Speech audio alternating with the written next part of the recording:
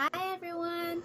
Michelle and I are going to discuss about the discriminatory practices of Senate Bill number 689 by Senator Francis N. Pangilinan, entitled An Act of Prohibiting Discrimination in the Basis of Sexual Orientation and Gender Identity or Expression, or what we call as the SOGIE.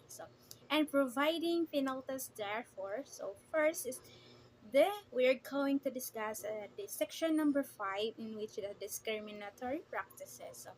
It means that it shall be unlawful for any person, natural or juridical, to A is promote and encourage stigma on the basis of SOGIE in the media of and education, textbooks, and other medium.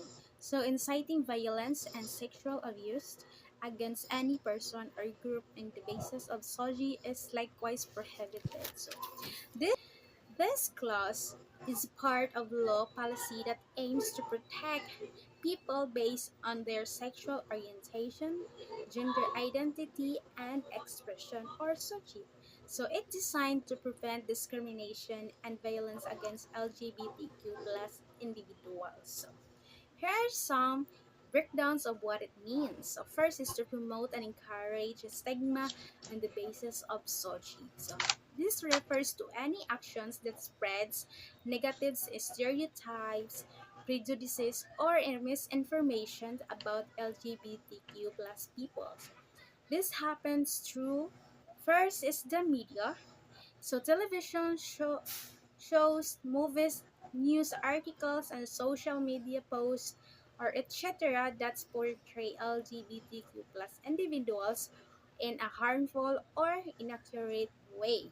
For example, a film depicting a transgender character as deceptive or villainous, or enforcing harmful stereotypes. For our second example is on the TV shows.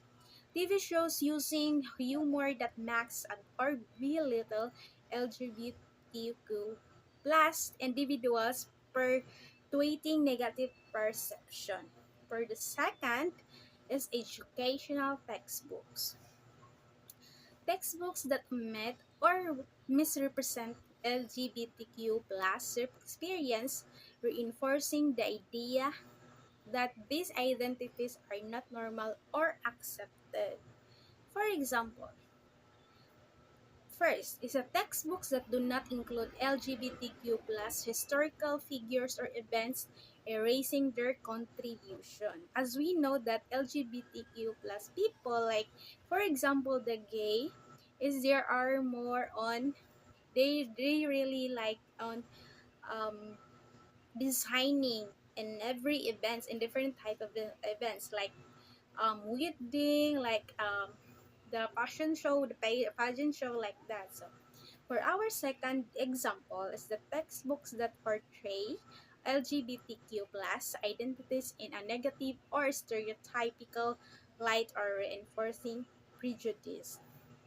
The third form is the other media.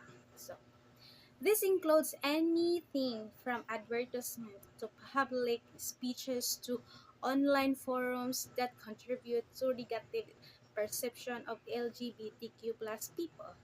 For instance, first, advertisements depicting gay men as flamboyant or promiscuous, perpetuating harmful stereotypes.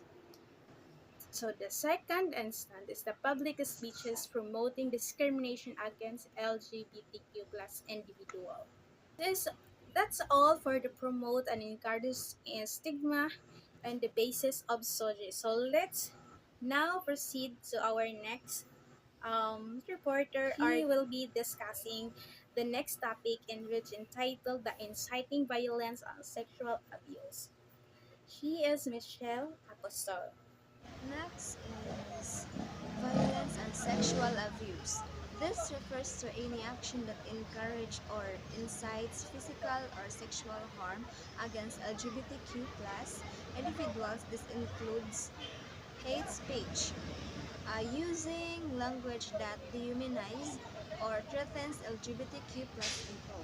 Example, calling LGBTQ plus individuals derogatory names or inciting violence against them. Last example is using derogatory language or to demean or belittle transgender individuals. Next is threats violence, making verbal or written threats of physical harm. And is threatening to harm or kill an LGBTQ plus individual. And then next is threatening to vandalize the home of an individual or of an LGBTQ plus person. Next is inciting mood violence, encouraging groups of people to attack LGBTQ plus individuals. Example, inciting a crowd to protect against LGBTQ plus individuals, potentially leading to violence.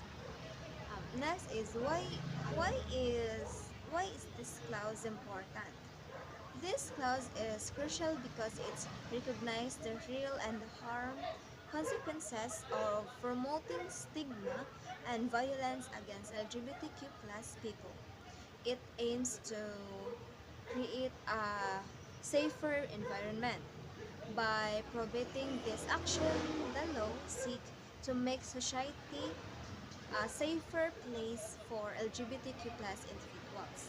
The next is promote equality.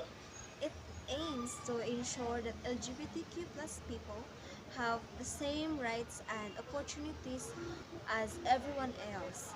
The next is combat discrimination.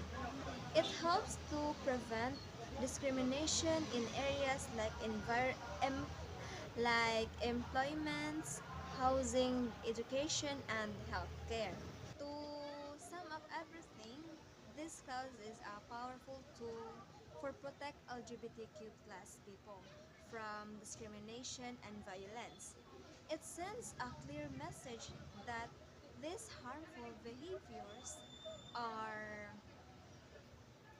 are unacceptable and will not be tolerated.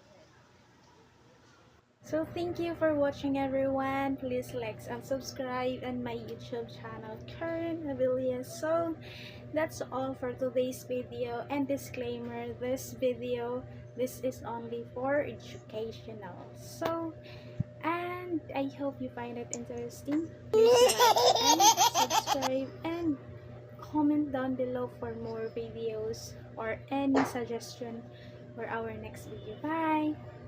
Good night, guys.